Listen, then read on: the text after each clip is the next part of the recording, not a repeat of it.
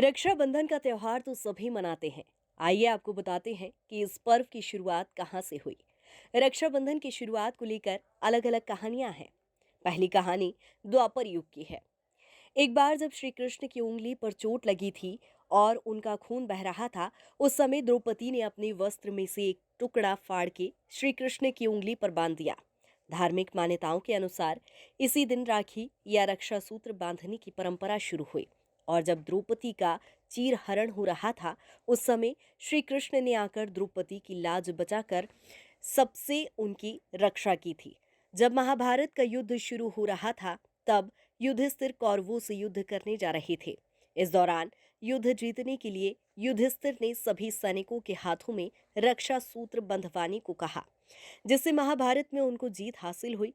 पौराणिक कथाओं के अनुसार सबसे पहली राखी या रक्षा सूत्र राजा बलि को बांधा गया था।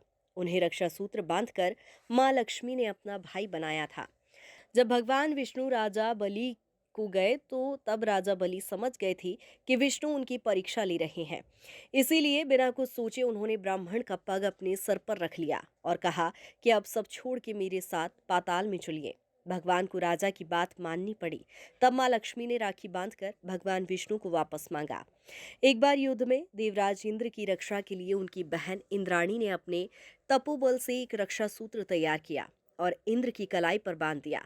इस रक्षा सूत्र ने इंद्रा की रक्षा की और वो विजय हुए। तभी से बहनें अपने भाइयों की रक्षा के लिए कलाई पर रक्षा सूत्र या राखी बांधती हैं।